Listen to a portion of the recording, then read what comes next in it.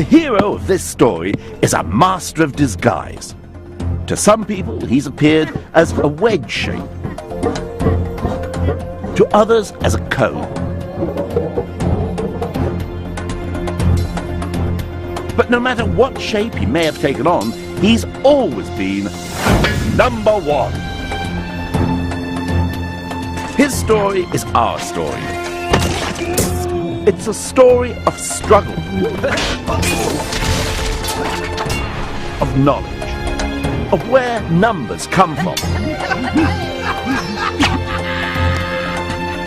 We'll see how one helped create the first cities, how he helped build empires, how he inspired some of the greatest minds in history, and we'll also find out his part in making money work as it does. Oh, thanks. And finally, we'll see how one teamed up with Zero to dominate the world we live in today, the digital world, a world that runs on ones and zeros. These words that I'm now speaking were first written down on my computer using a code of ones and zeros. Even my image coming into this digital TV has been sent through the ether as a series of ones and zeros.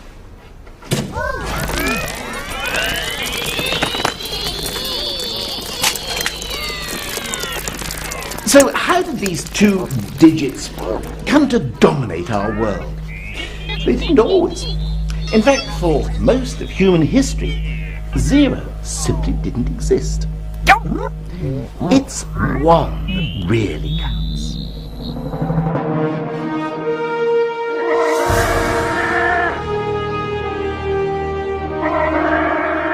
So where did one come from? Well, his story begins at the dawn of time. 3,042,659 years ago to the day, the first primitive one crawled out of the primordial soup onto dry land.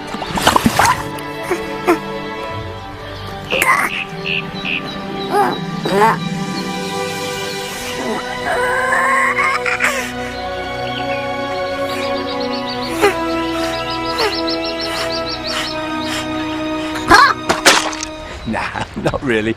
Just joking. In fact, the origins of one are shrouded in mystery. It's a mystery that only our earliest ancestors can answer. At some point, one of them must have been the first human being to use one to actually count with. But when? Ever since man could make marks on bones, he's been, well, making marks on bones. But what about the fellow who scratched marks like this 150,000 years ago? Is it possible that he could have been counting? Could these scratches represent a series of ones? Well, the experts tell us that, giving due weight to the scientific and archaeological evidence, they haven't a clue. What they're now pretty sure about is that one is a lot younger than us. It's not until quite recently, a mere 20,000 years ago, that we get the first really solid evidence that one existed and that someone was using it for counting. Of course, he didn't look like this when he was born. Back then, one was just a scratch on a bone. This bone. It's known as the Ishango bone. It was found quite recently in the Congo. And look, you can see these scratches. We know that each represents a one. How can we be so certain? Well, someone must have been counting, because there's 60 scratches along this edge of the bone and another 60 along this edge. And on the back, they're in equally numbered groups. And you can't do that without counting. The Ishango bone may mark a defining moment for mankind. Zoologists tell us that other mammals are able to count up to 3 or even 4, but not beyond.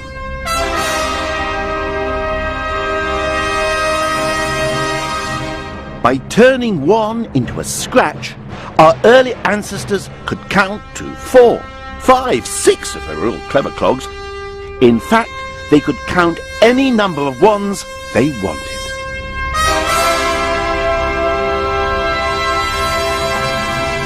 And that is what gave us the edge over the lions and the tigers. From now on, counting knew no limits, and one was growing up into a big boy.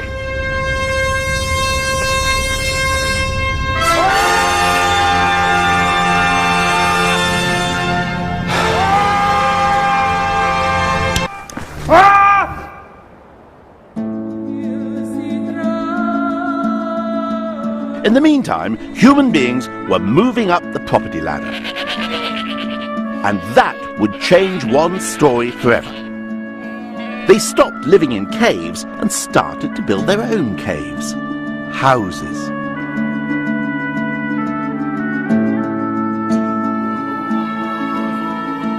The next great event in one's life was to happen in the ancient civilization of Sumer. Here in the Middle East in about 4th... there you are. Around this time, the people of Sumer decided to give one his independence. They stopped scratching on a bone and set him free by representing him as a token. This transformation changed not only one's life, but the course of history. The invention of tokens allowed the Sumerians to do something that nobody had done before. If you add notches to a stick or a bone, you can do just that, add. But with tokens, you can take away. So, say you've got 6 chickens, and you eat 5 of them. Well, look what you've got. Indigestion.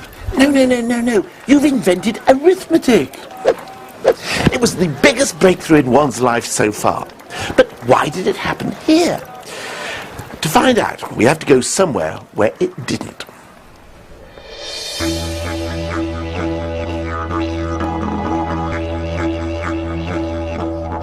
Meet the Walpuri of Central Australia. They're people who've been minding their own business here for 30,000 years or so, until some anthropologists came along and noticed that they didn't use numbers.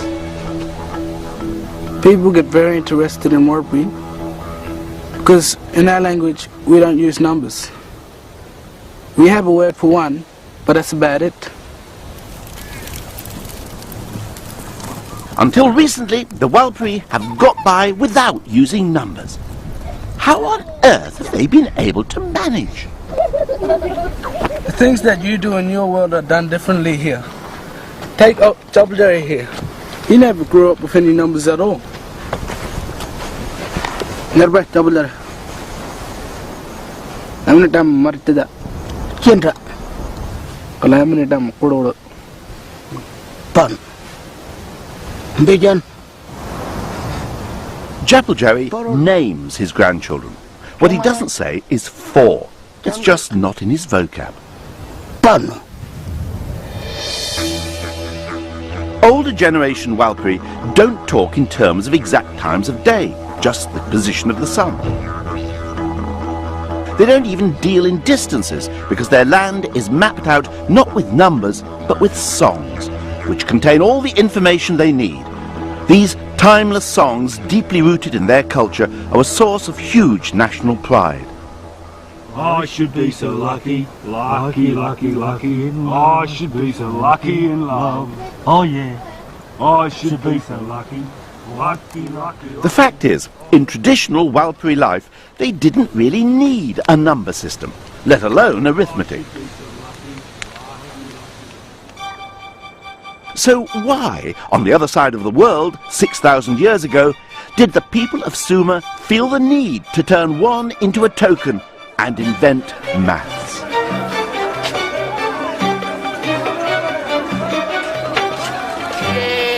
What was so different about life in the Middle East? I mean, why were people here so keen to get into maths, of all things? Maybe it was because there were so many people living in the same place. unlike the Walpuri, the Sumerians lived in cities, and cities need organising. Grain had to be stored and distributed, and working out how much each person should get required arithmetic. That's why the Sumerians turned one into cone-shaped tokens. Tokens made possible the arithmetic required to assess wealth, calculate profits and loss, and, more important perhaps, collect taxes. Yes, you can blame the invention of maths on city life.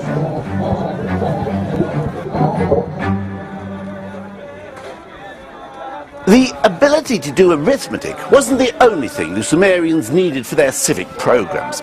They also needed to be able to keep a permanent record of their calculations. But hold on, the written word hasn't been invented yet. Numbers, it seems, were the world's first writing. It happened like this. Specific numbers of cones would be put into clay envelopes for safekeeping and then sealed up. But once you'd sealed the envelope, how could you remember how many cones it contained? Bit of a problem, that. But wait a minute. They took another cone and made the same number of impressions on the outside of the envelope as there were cones inside. Then some bright spark realised you didn't need the envelopes in the first place. In fact, you didn't even need the cones. You could just make the marks straight onto a clay tablet, and hey presto, you had a record of the number. The notion of writing had been born.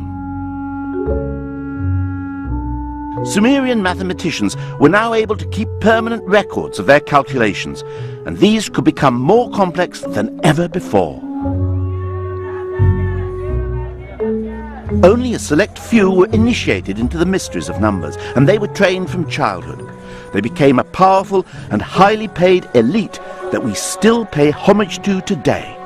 That's right, the Sumerians' great gift to the world, the Chartered Accountant.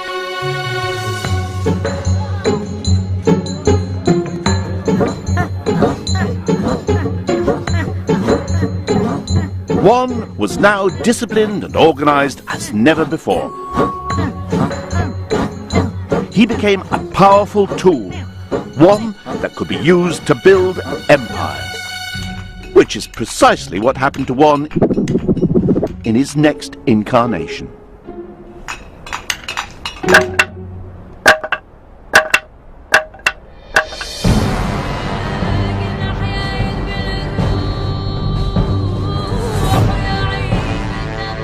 In the hands of the Sumerians, one had become part of a complex counting system. The Egyptians were going to stretch his talents even further. As well as walking very slowly, not smiling and standing in formation, Egyptians loved big things, big buildings, big statues, big armies. They also came up with some really big numbers. And the way they wrote them down provides a fascinating reflection of the hierarchy of Egyptian society. First come the numbers of drudgery and everyday toil. One was a plain, unadorned line. 10 was a rope.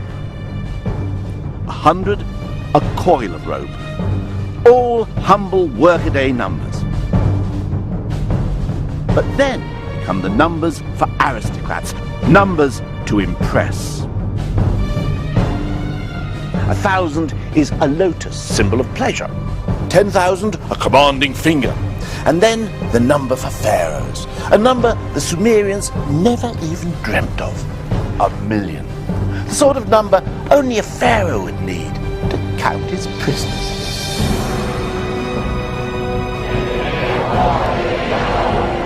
It was the first ever million, and the symbol they used was a prisoner begging for forgiveness. Or was it the accountant begging to be let off counting any more prisoners? In any case, one had never been busier. But one had another job the Egyptians wanted it to do, perhaps the most important job of all. they needed him to help out on the building site. The ancient Egyptians were enthusiastic builders with a keen eye for beauty. But you can't create beautiful buildings without measuring things accurately. And you can't measure accurately unless you know what your unit is. That is, what you mean by one. In solving this problem, the Egyptians would do something nobody had done before. They defined their own version of one. They based it on the length of a man's arm from elbow to fingertips, plus the width of his palm.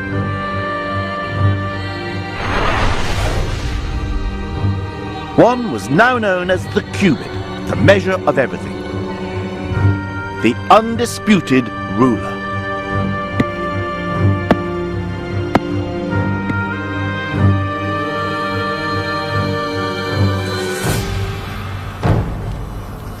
These official wands, the master cubit sticks, were so important they were jealously guarded in the temples. From them, copies were made and given out. So right across the empire, whatever the building project, everyone knew what they meant by one. And with this simple measuring stick, the Egyptians were able to complete their vast construction projects with astonishing accuracy. If one hadn't become the cubit, some of the wonders of the world might have been, well, a little less wondrous.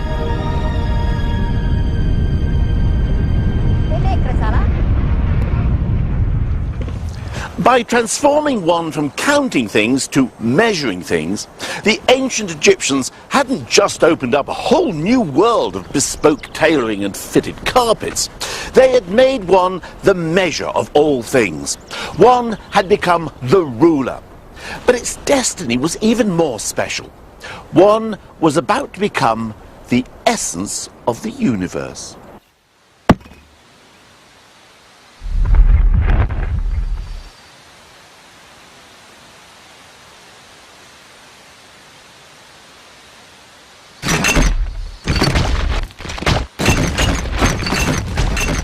It all began about 2,500 years ago in ancient Greece, or modern Greece as it then was, because of a chap by the name of Pythagoras. Pythagoras. Did he have a theory or something? The square of the hypotenuse in a right-angled triangle is equal to the sum of... That's right, Pythagoras' theorem. Bit of a bore, I never quite understood it. Well, actually, I think that Pythagoras was a pretty interesting bloke.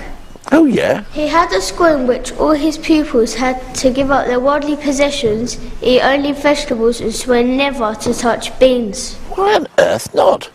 Pythagoras believed that when you fart, a bit of your soul escapes.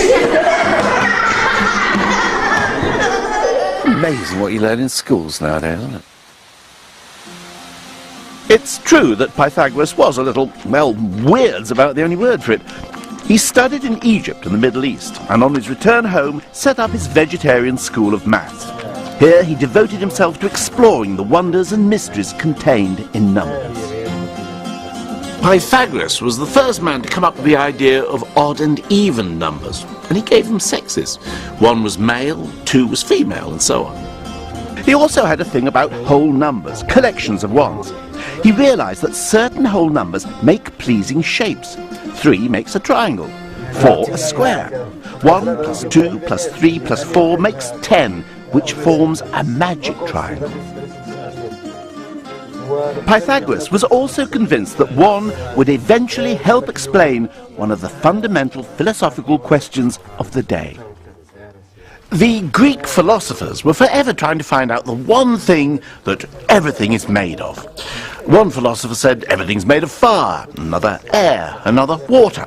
Pythagoras said that everything was made of numbers, including music. To find out what Pythagoras meant, I've come to the Waterbury Garden Centre in Oxfordshire. Oh, thank you very much. All I need now is a mathematician. Oh, I'm a mathematician. Oh, what a bit of luck.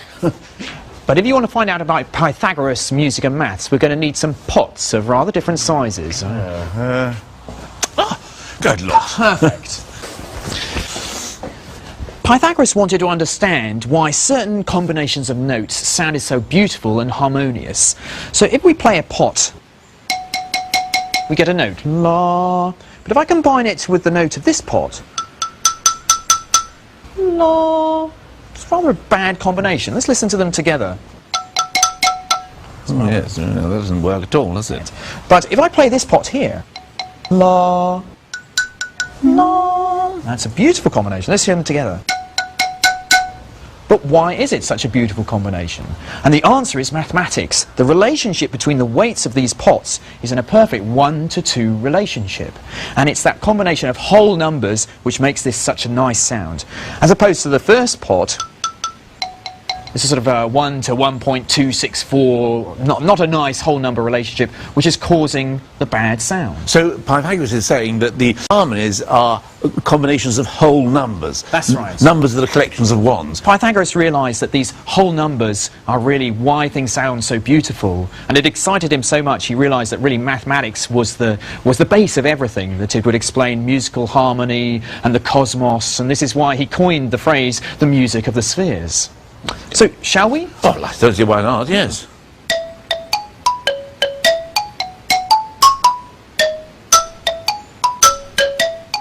If the beauty of music relied on whole numbers, Pythagoras reckoned, so too must everything.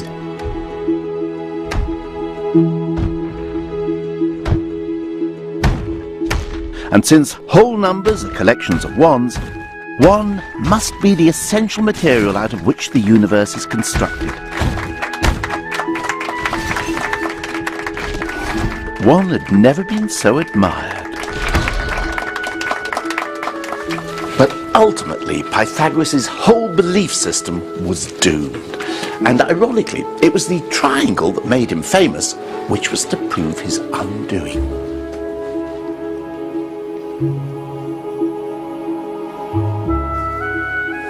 If one was at the heart of everything, it should also be at the heart of every triangle, even the right-angled triangle with 2 equal sides. The problem is, it's not. Pythagoras kept trying to make all 3 sides an exact number of units, but it just couldn't be done. When one of his disciples tried to point this out, the others drowned him. Pythagoras' whole belief system that the world was made up of units was a lie.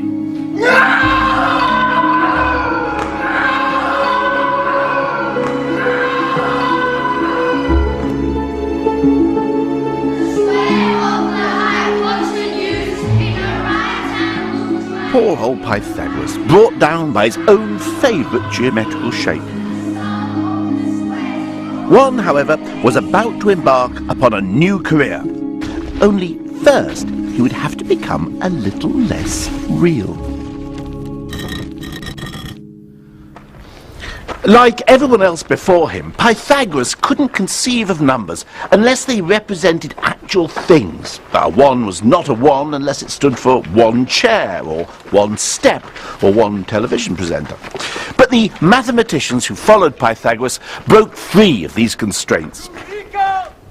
Yep, Archimedes, famous today as the world's first streaker, but in fact the greatest mathematician of ancient times.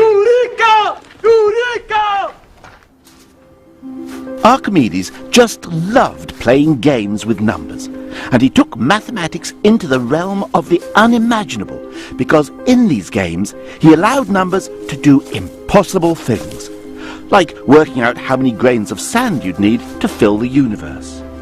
And yet, daft as some of these mathematical games may seem, they sometimes came up with practical results that we benefit from to this day. For example, he was obsessed with what would happen if you took a sphere and turned it into a cylinder. What would be the difference in area covered? Well, personally, I don't give a fig. But for Archimedes, it was the proudest moment of his life when he finally succeeded in working out the formula. And although it was a piece of pure mathematical bravado, it did actually prove to be amazingly useful in the end. Because thanks to Archimedes, later mapmakers could take the globe and turn it into a flat map. One was no longer the essence of the universe, but he was helping to create a golden age of theoretical mathematics.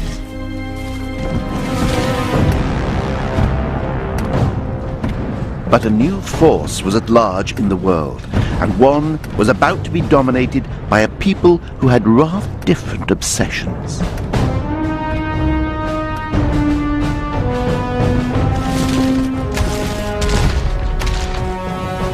Archimedes lived in Syracuse, and when the Romans invaded in 212 BC, he was in the middle of a particularly gripping piece of calculation.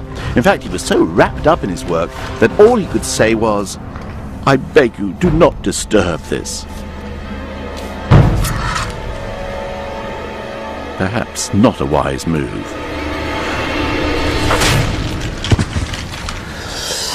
It was the end of theoretical mathematics in the classical world. The Romans weren't interested in airy-fairy abstractions like how to calculate the weight of all the goats who ever lived. They were interested in power. Whether he liked it or not, one was now a servant of Rome. He had to leave the dizzy world of abstract mathematics behind him and get on with more practical concerns.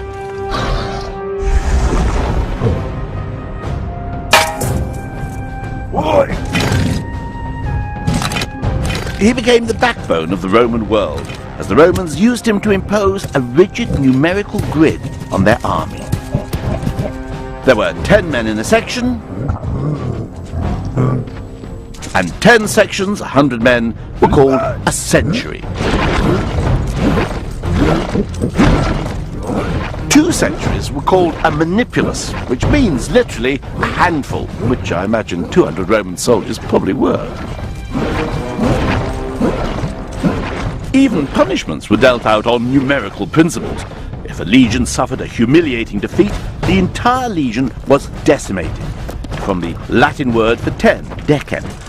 Regardless of individual guilt, one soldier in 10 was killed.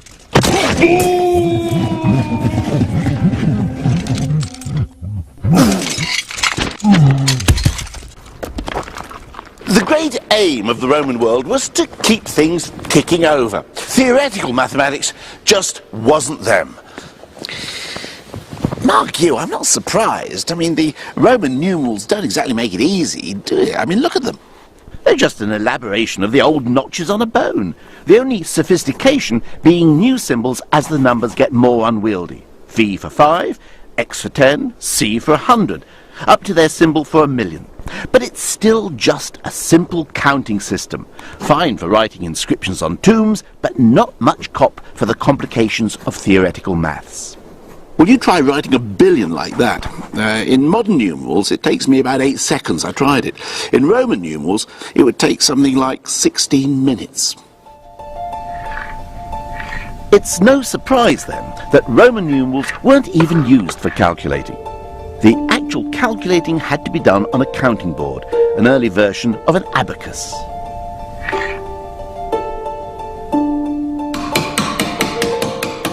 The numerals themselves were just used for recording the results. Maybe it's no coincidence that, unlike the Greeks, not a single Roman mathematician is celebrated today.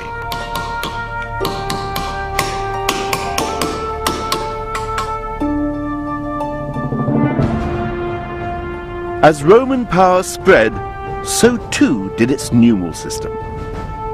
Over the next 500 years, all of Europe, from Spain to Turkey, came under Roman control.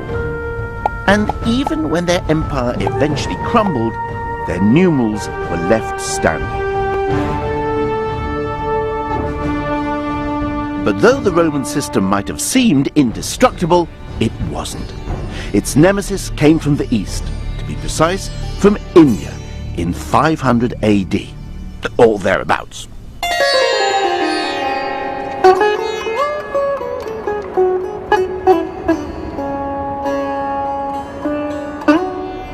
One had an Indian cousin who for some time had been living in a more rarefied atmosphere.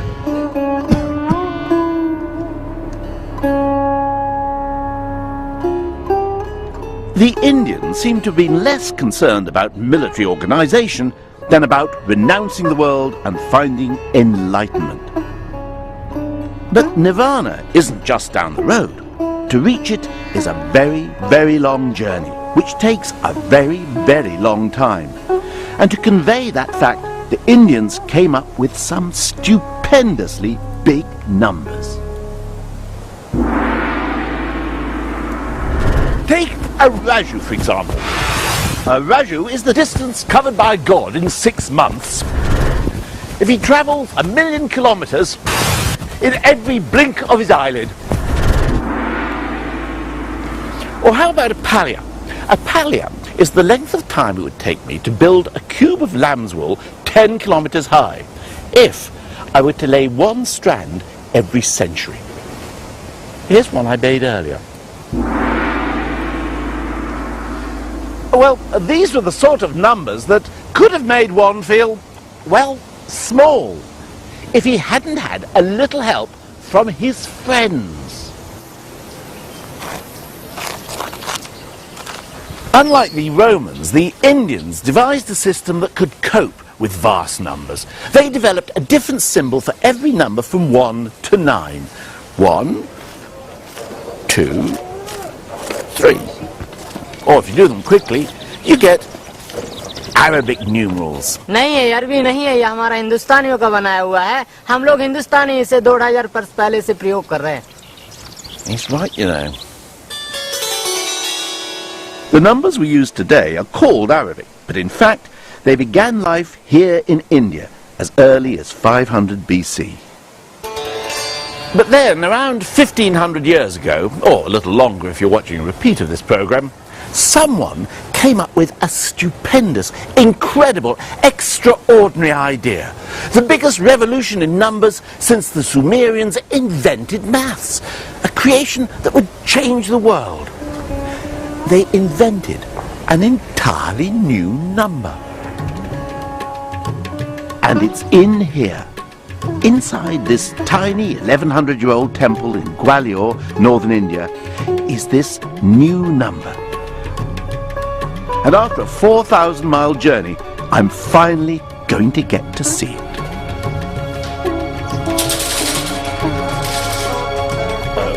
Nick, it's locked.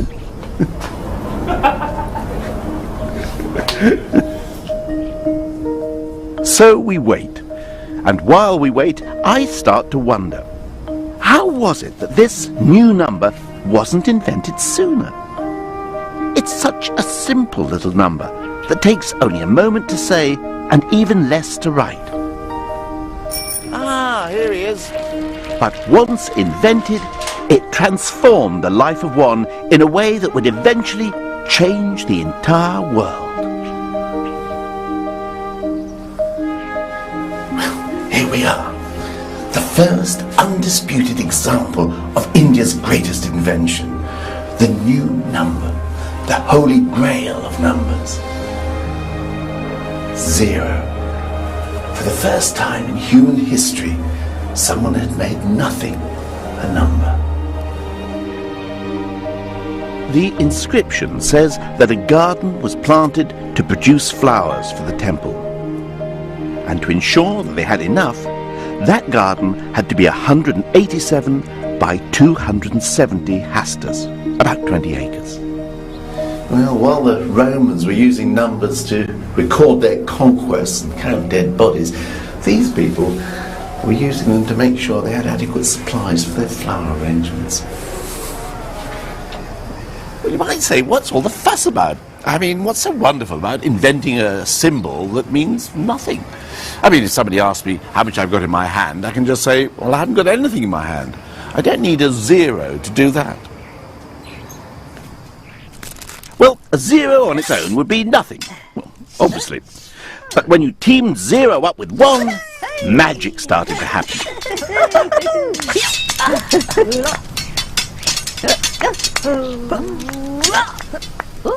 And when they were joined by the rest of the troop, the results were spectacular. With just 10 digits, the Indians could make numbers infinitely large, as well as infinitely small. Now, the Romans couldn't do that. One had found his perfect mate in Zero, and it was a partnership that was going to change the world. Together with the rest of the team, they enabled Indian science to storm ahead. Indian astronomers, for example, were centuries ahead of the Christian worlds.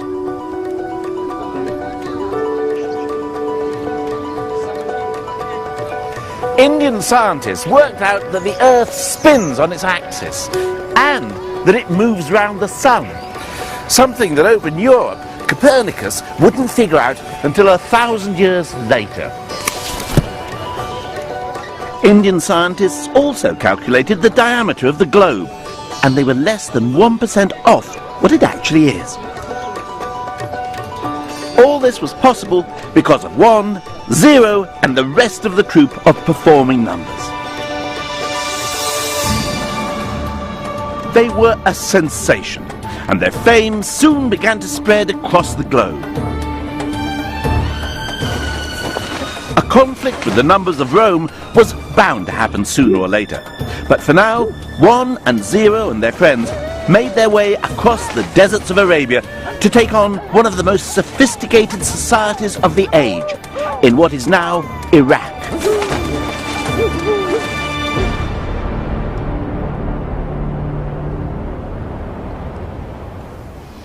When Islam was little more than 100 years old, Baghdad was ruled by the great Caliph Al-Mansur.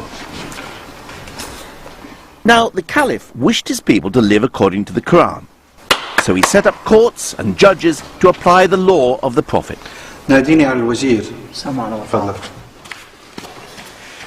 Now, the law of the Prophet is full of instructions that require serious mathematical calculations if they are to be carried out exactly.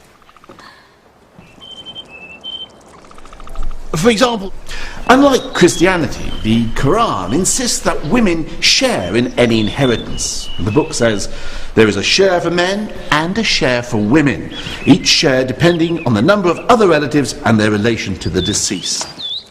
Working all that out required fractions and ratios, but these were people who counted on their fingers. It's not like they weren't up to complex arithmetic, it was just their number system was holding them back. But one day, there arrived in the court an ambassador from India. He had to present the great Caliph with a gift of some sort. But the Caliph was a man of infinite riches. It was hard to know what to give. I mean, an I Love India t-shirt was hardly going to do the job. The ambassador, however, had thought long and hard about this, and had decided to present the Caliph with the greatest gift he could think of. The gift of numbers.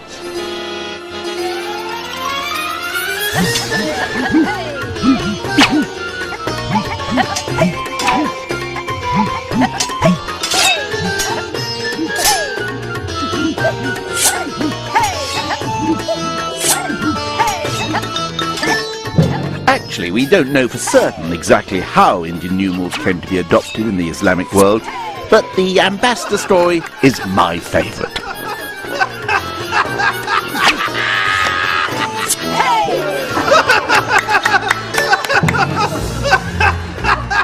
What we do know is that Muslim scholars were bowled over by 1, 0 and the rest of the troupe.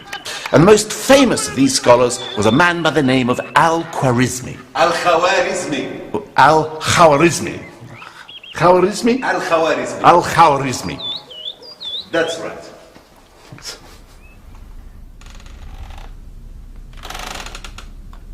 Al-Khwarizmi and his colleagues taught the performing numerals a whole host of brand new tricks. Quadratic equations, algebra, reversed, logarithmic, cubic cake, handstands. Well, okay, I made that last one up. But these new numerical feats enabled science, mathematics and astronomy to reach new heights in the Middle East. And the Indian troupe became a smash hit throughout the Islamic world. But on the other side of the Mediterranean, Christian Europe was still in the static grip of the old army of Roman numerals. And being Romans, they weren't going to give way to the feisty newcomers that easily. A showdown between the two systems was inevitable, and when it came, it would shape the destiny of the Western world.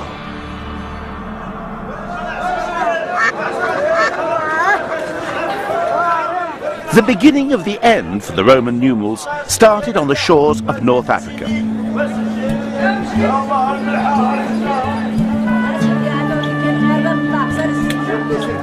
Muslim traders had been quick to adopt 1, 0 and Co. for their business dealings. By the end of the 12th century, the Indian numerals were in common use. And it was in the bustling port of Béjaïa that the young son of an Italian diplomat based in Algeria first witnessed their amazing act.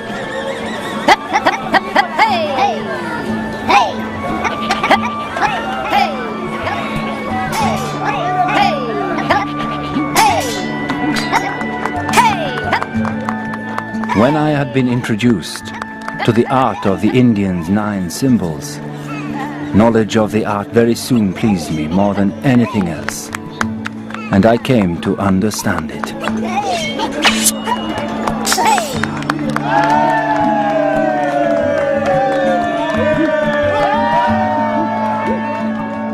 That young man was known as Fibonacci, and he was so knocked out by the Indian numerals that when he grew up, he decided to take them home with him.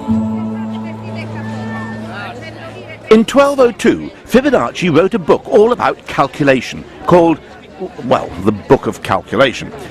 He's now regarded as one of the greatest mathematicians of all time, and his book was pretty much a showcase for Indian numbers. But Fibonacci wasn't just an ivory tower theorist. Part of his Book of Calculations was aimed specifically at merchants, showing them how useful Indian numerals could be for, say, calculating their profits. Not exactly a page-turner, you might think, but this was a time when capitalism was beginning to come out into the open in Europe. Fibonacci's book was a must-read.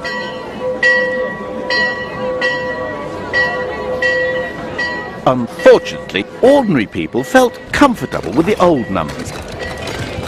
After all, they'd lived with them part of 1,000 years. The old Roman numerals weren't going to make it easy for the Indian newcomers.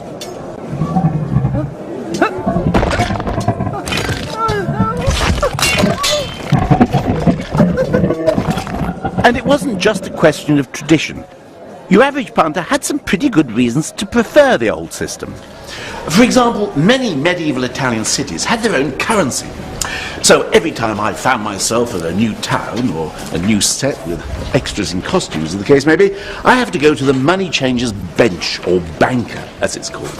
A banker was a counting table, basically an abacus with counters instead of beads. The men who operated them, the bankers, had to swear an oath not to cheat their customers. Mind you, if the magistrates find he is cheating me, they'll come and break his bench, and his banker will be rupta, which is the word for broken, and he'll be declared banker rupta, which is where we get the word bankrupt from. Hi. Now, these things, how much can I get those in whatever place this is?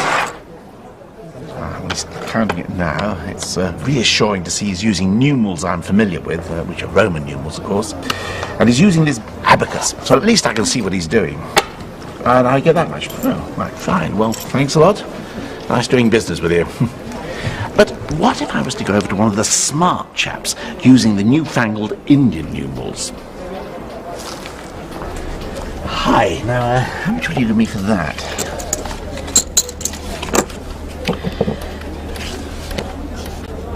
Now, you see, this is the problem. You see, as a medieval punter, I've got no idea what he's writing. I mean, no wonder people were suspicious. I mean, if my bank started keeping my accounts in Chinese, I'd be suspicious. Oh, thanks. I've got no idea how you arrived at that. But thanks anyway. This distrust went right to the top. In 1299, the city of Florence actually banned merchants from using the new numbers in accounts. They had to use Roman numerals. But no number was treated with more suspicion than one's partner, 0. One writer called 0 a sign which creates confusion and difficulties.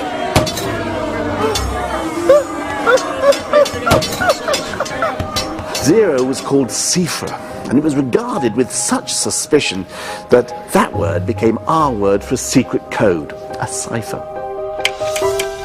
But the days of the old system were numbered, and I suppose you could blame good old human greed. The traditionalists who clung to the abacus and Roman numerals had never had to calculate interests on loans because the Catholic Church said charging interest on loans was a sin. It was called usury. But come the Reformation, the Protestant churches were more business-friendly, and the long-held Christian objections to capitalism seemed to, well, disappear. So, in this new money-lending, interest-charging environment, which would prove the more useful, Indian numbers or the abacus? Well, let's find out. On my right, one first-class mathematician. On my left, one first-class abacist. So, supposing I lend someone £10 at 0.5% interest a month, how much do they owe me at the end of the year? Okay? Ready? Steady? Go! Kimmy's been an abacist since she was just 15 and is using a modern Soroban model. But just as they did in the 16th century, she's rounding her numbers to the nearest penny as she goes. Let's hope she can round herself up into first place. Marcus is using a pen and paper, so he's working to an eye-popping 12 decimal places. He lives in North London with his lovely wife Shani and 3 charming children. He's not big, but he is clever. Kimmy has got an answer. Kimmy, Yes. what's your answer? £10.60. £10.60. Yes. So compound interest after a year would be £10.60, and the abacus seems to have got there before the mathematician. Well, I don't want to put a damper on things, but I think that answer is actually wrong. I've got an answer of £10 and 61.6777664035 pence to be precise. I've actually picked up the subtlety of compound interest, which is it's a little bit each month, but it adds up, so I've got this extra 1.67p. For the medieval businessman, it would mean the difference between making a living and not. Maybe that's why the abacus user looks so miserable. As capitalism gained respectability, calculating interest and compound interest became de rigueur for any self-respecting businessman. And for doing that, even with an abacus, the old Roman system was simply no match for the Indian numerals. So, centuries after Fibonacci had brought them to Europe, the Indian numbers finally outmaneuvered the lumbering old Romans.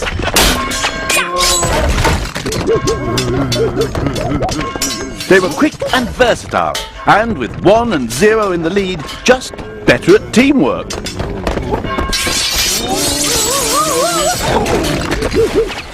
When the end came, it was a pushover. The old Roman numerals were at last bancarupta. But 1 and 0 had even bigger plans for the future, and they didn't include the other numerals.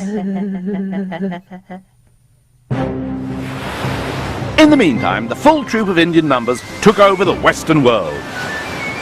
With them, European navigators found it easier to calculate their latitude, and so dared to cross the great ocean out of sight of land. That's how they stumbled on America. And the new numbers became the vocabulary of modern banking as we know it. Hello.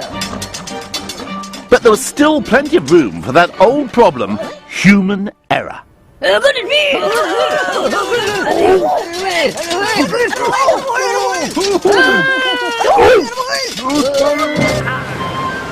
Columbus thought he'd got to Japan, when in fact he'd got to the West Indies, half the world away.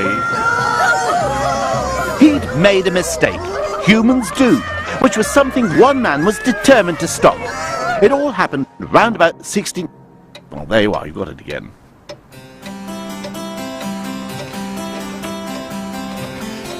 Gottfried Wilhelm Leibniz was one of the greatest mathematicians of all time. He set out to rid mankind of the curse of human error.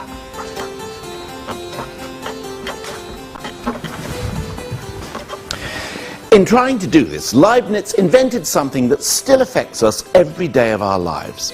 What's more, it's an invention that was to give our old friend Juan the chance to rule the world. Leibniz was convinced that he could eradicate error by inventing a mechanical calculating machine. And in fact, he built one, using all the numerals from 0 to 9. But then he had a better idea, and it was one that was inspired by his philosophy. It is true that as the empty voids and dismal wilderness belong to 0,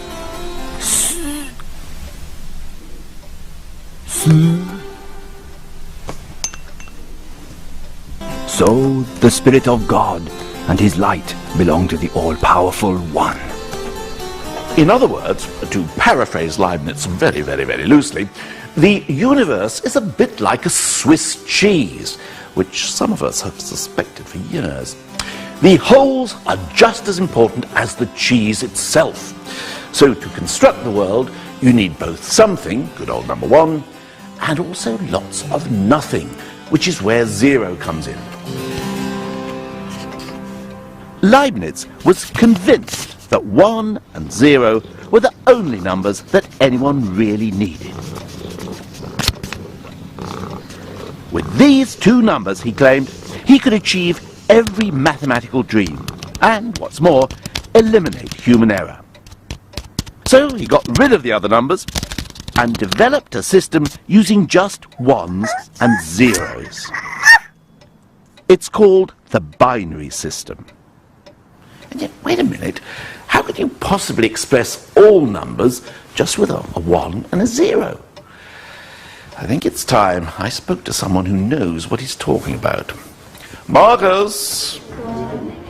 I need to understand the binary system. Binary. Okay, let me give you a number in binary. Okay. Here is the number 9 written in binary. So this is just using 1s and 0s. 1s and 0s. Any number. It's just 0s and 1s. So that's 9 in binary. Well, it looks like 1001 to me. That's because you're obsessed with your 10 fingers and you like to keep track of things in tens. Well, this one keeps track of how many 1s, the second column of how many 10s there are, next how many 100s, and one lot of 1000s. But in binary, things work rather differently. In binary, what the columns keep track of is how many 1s, how many 2s, how many 4s, and how many 8s there are. Here we have an egg. We're only allowed to represent these numbers using 0s and 1s. Yeah. Okay, so we're only allowed either to put an egg in or not have an egg. An egg in is 1. An egg represents 1. So let me show you what 9 is in binary. One lot of 8, so I have an egg in the 4th column. It's a 1. Yeah, that's one lot of 8 in the 4th column. And 9 is 8 plus 1, so I need a 1 in the 1s column. So in binary, the number 9 is one lot of 8, no 4s, no 2s, and 1 1. Amazing. But what about the other numbers? Well, after just 3 short hours of tuition, I began to see that it was possible, after all, to make every number using just 1s and not 1s. What's more, I became convinced that you don't need to do it with eggs.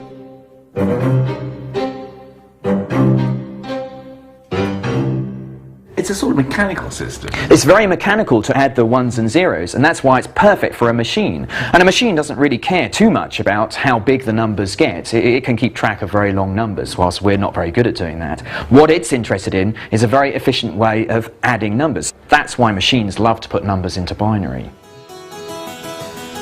And Leibniz designed exactly such a binary machine. Only his was using metal balls dropping into slots instead of eggs and egg cups. From now on, mistakes would be a thing of the past. The digital age, it seemed, was ready to take over the world. Unfortunately, he never built it.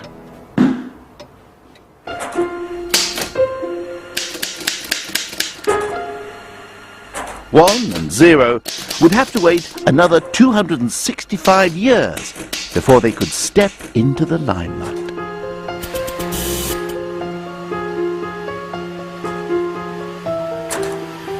Meet Colossus, the world's first working binary computer.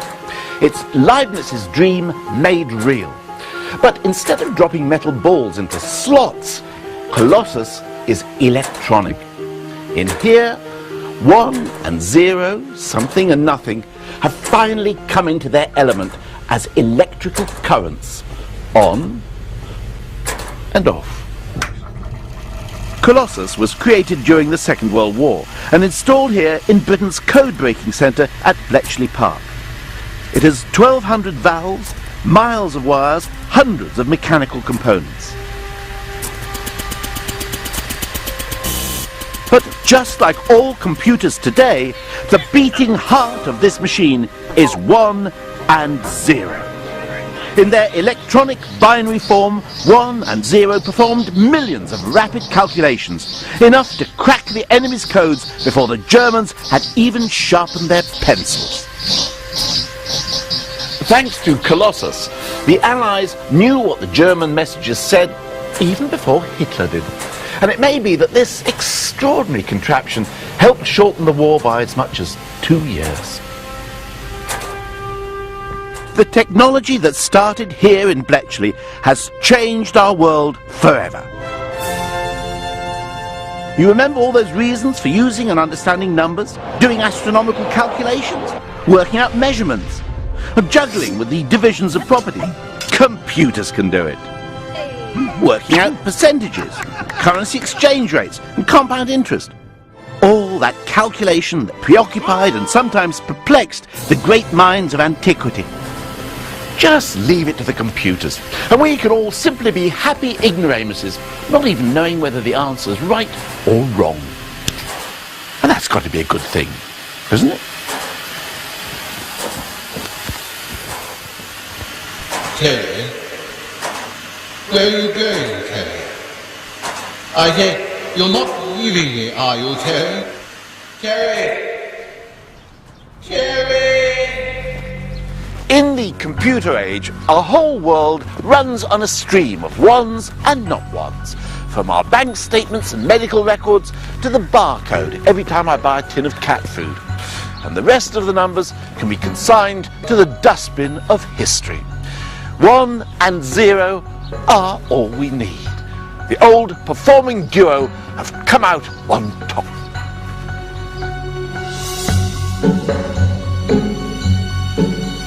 Let's just hope we can control the little blighters.